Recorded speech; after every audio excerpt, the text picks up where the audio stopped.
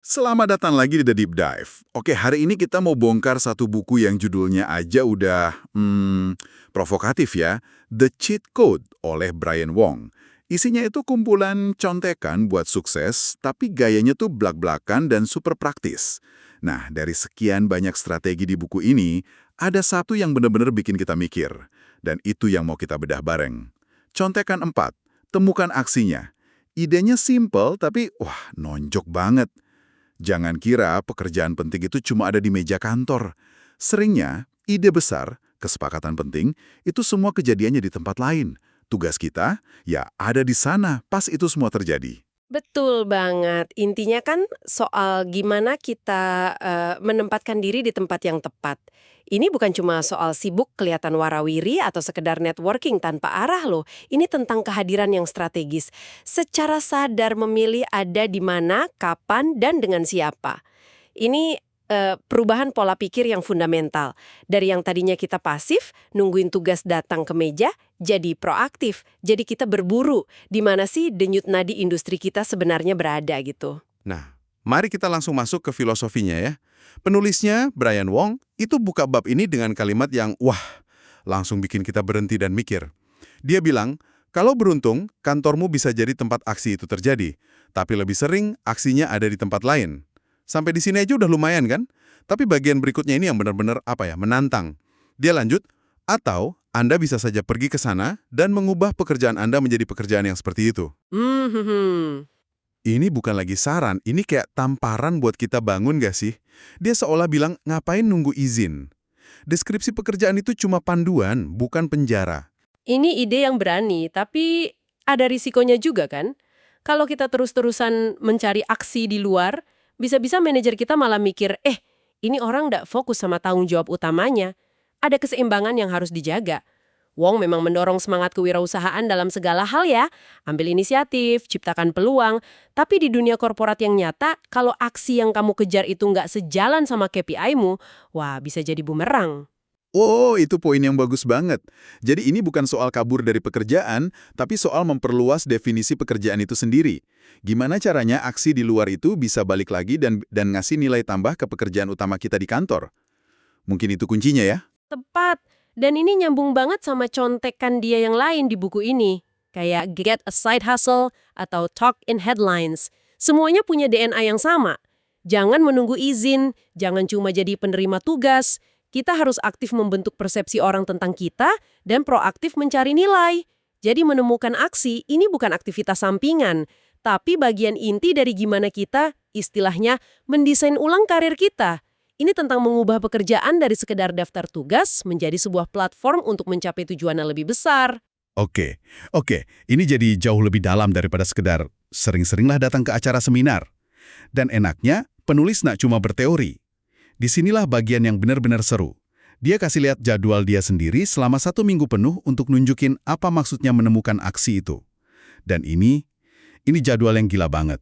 Bener-bener gila. Mari kita bedah. Oke, jadi dia mulai minggunya dengan terbang ke Vancouver. Tapi bukan buat bisnis, dia ke sana buat mengunjungi keluarganya. Dia menulis kalimat yang keren banget di sini. Perusahaan dan rekan kerja datang dan pergi, tetapi keluarga Anda selamanya. Ini nunjukin prioritasnya jelas. Tapi dengan jujur, dia juga bilang, saat itu Vancouver bukanlah tempat aksinya. Saya lihat ini bukan cuma soal prioritas, tapi juga, personal branding yang cerdas. Dengan secara eksplisit bilang keluarga nomor 1, dia membingkai etos kerjanya yang gila-gilaan setelah itu, bukan sebagai ambisi buta, tapi sebagai sesuatu yang dia lakukan dengan fokus penuh setelah dia ngurus hal yang paling penting. Ini membuat ambisinya jadi lebih manusiawi dan bisa diterima orang lain. Cerdik. Wah, saya nggak kepikiran sampai sana. Bener juga. Jadi setelah urusan keluarga beres, dia langsung tancap gas.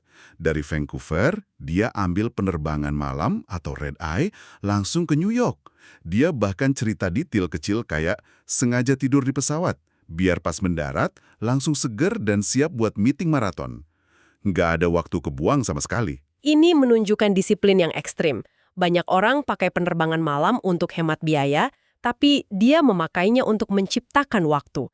Dia tiba di pagi hari, siap kerja, sementara orang lain mungkin baru mulai perjalanan mereka.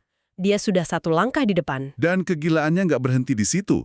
Di tengah jadwalnya yang super padat di New York, dia harus terbang ke Toronto buat jadi pembicara di sebuah acara. Dan cerita perjalanannya ke acara ini, wah ini kayak adegan film action. Yang bagian taksi air itu kan? Persis, waktunya mepet banget sampai penyelenggara acara udah panik setengah mati. Buat ngejar waktu, dia harus naik taksi air berkecepatan tinggi. Dia gambarin pengalamannya seolah-olah dia tuh James Bond, melesat di atas air, angin nerpa rambutnya, menuju limusin yang udah nunggu di dermaga. Saya bacanya aja udah deg-degan. Dan ini poinnya menarik. Kenapa dia menceritakan detail ini? Karena menemukan aksi itu juga tentang menciptakan cerita tentang diri sendiri. Taksi air itu bukan cuma alat transportasi, itu adalah sebuah pertunjukan. Itu adalah cerita yang akan diingat dan diceritakan ulang oleh orang-orang. Dia nggak cuma datang ke acara, dia tiba di acara itu. Ada bedanya. Bener banget. Dan hasilnya sepadan. Acaranya sukses besar, dapat liputan media, ramai di Twitter. Dia menyebutnya menciptakan efek riak atau ripple effect. Tapi jujur aja, pas baca jadwal mingguannya ini, ada pertanyaan di kepala saya. Ini resep sukses atau resep buat burnout? Apa ini benar-benar bisa ditiru? Pertanyaan yang sangat valid, dan jawabannya mungkin keduanya. Wong menyajikannya sebagai sesuatu yang aspirasional, sebuah demonstrasi tentang apa yang mungkin dicapai kalau kita mendorong batas. Tapi untuk kebanyakan orang, beroperasi dengan intensitas seperti ini secara terus-menerus bukan cuma sulit, tapi bisa merusak kesehatan fisik dan mental. Kita harus melihatnya bukan sebagai cetak biru literal yang harus diikuti, tapi ya sebagai ilustrasi ekstrem dari sebuah prinsip. Prinsipnya adalah mobilitas, kesiapan, dan kemauan untuk melakukan hal yang ekstra demi berada di tempat yang tepat. Oke, jadi ambil prinsipnya bukan meniru jadwalnya kata per kata. Itu masuk akal. Nah, setelah aksi alat James Bond di Toronto, kita mungkin mikir itu puncaknya. Ternyata bukan. Dia langsung terbang balik lagi ke New York buat satu acara lagi. Dan acara inilah yang dia sebut sebagai intisari aksi yang murni. Apa sih yang bikin acara ini begitu spesial? Nah, ini bagian terpenting dari strategi ini. Acara ini adalah acara pribadi untuk para CEO periklanan. Kenapa ini intisari? Karena acara ini nggak ada di radar publik. Nggak ada media, nggak ada wartawan, nggak ada keramaian di media sosial. Audiensnya, seperti yang Wong bilang, lebih kecil tetapi lebih baik. Maksudnya lebih baik itu gimana? Lebih eksklusif. Tepat. Ini tentang kualitas, bukan kuantitas. Menemukan aksi itu bukan berarti harus selalu ada di panggung terbesar atau konferensi paling rame. Seringkali, aksi yang sebenarnya, di mana keputusan penting dibuat, kesepakatan terjalin, dan hubungan nyata terbentuk, itu terjadi di ruangan-ruangan kecil yang tidak terliput media, di balik pintu tertutup. Disitulah esensinya. Berada di acara publik yang besar itu bagus untuk visibilitas, tapi berada di pertemuan eksklusif seperti itu bagus untuk pengaruh. Jadi kalau diibaratkan nih, acara di Toronto itu seperti konser rock di stadion. Sementara acara CEO di New York itu seperti sesi jamming pribadi di belakang panggung dengan para musisi legendaris, gitu ya? Analogi yang sempurna. Konser di stadion itu untuk membangun brand, sesi jamming itu untuk membuat musik yang sesungguhnya. Keduanya penting, tapi tujuannya berbeda. Strategi Wong mengajarkan kita untuk bisa mengidentifikasi dan mendapatkan akses ke kedua jenis panggung tersebut. Cerita perjalanan dia keliling dunia ini kan luar biasa ya. Tapi jujur aja, ini terasa jauh banget dari realita kebanyakan dari kita. Kita kan bukan CEO perusahaan teknologi yang bisa seenaknya naik taksi air. Jadi, gimana cara kita, orang-orang biasa, dengan pekerjaan kantoran 9 ke 5, menerapkan prinsip menemukan aksi ini? Pertanyaan bagus. Kuncinya adalah menskalakan prinsipnya, bukan meniru tindakannya. Aksi itu relatif. Aksi untuk kamu mungkin bukan di New York, tapi di pertemuan komunitas industri lokal di kotamu.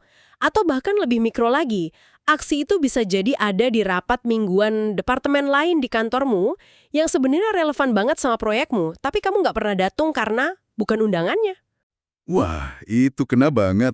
Kita sering terjebak di silo kita sendiri. Jadi, menemukan aksi itu bisa sesederhana nyebrang ke lantai lain dan ikut nimbrung di rapat tim marketing misalnya. Tentu dengan izin dulu ya. Tentu.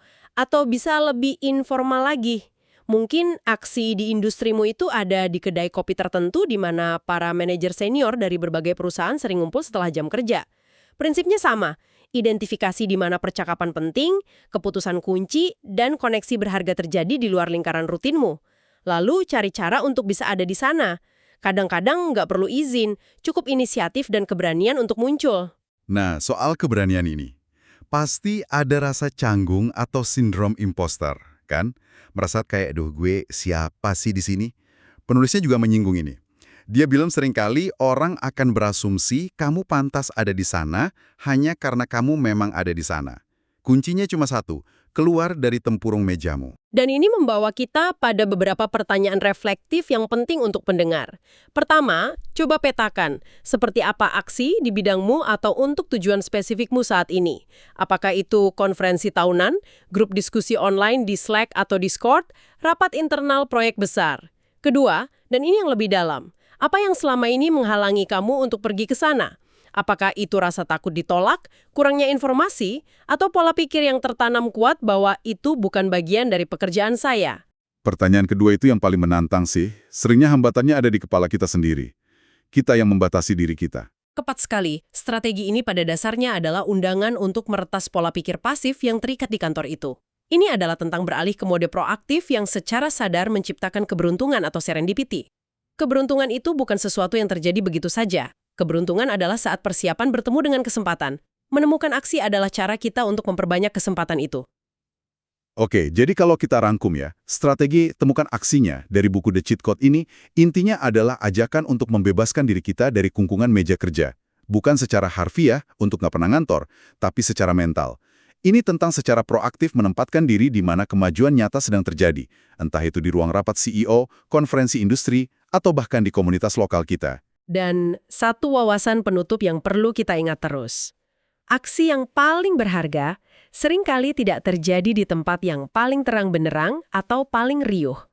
Ia justru bersembunyi di ruang-ruang yang lebih eksklusif, lebih fokus, dan sangat relevan. Jadi ini bukan soal berada di mana-mana, tapi soal kehadiran yang strategis. Pilih arenanya dengan bijak. Ini benar-benar mengubah cara pandang. Sebelum kita tutup, ada satu pemikiran terakhir yang ingin kami tinggalkan untuk kamu renungkan. Brian Wong menggambarkan bagaimana dia menemukan aksi dengan hadir secara fisik, terbang ke berbagai kota, menghadiri acara. Bukunya ditulis di era sebelum dunia kerja menjadi sedigital dan seremote sekarang. Pertanyaannya, bagaimana jika aksi terpenting untuk tujuanmu saat ini tidak terjadi di sebuah ruangan fisik? Bagaimana jika ia terjadi di sebuah komunitas online tertentu, forum khusus, atau bahkan grup percakapan pribadi di WhatsApp atau Telegram? Bagaimana cara kamu hadir dan menemukan aksi di sana?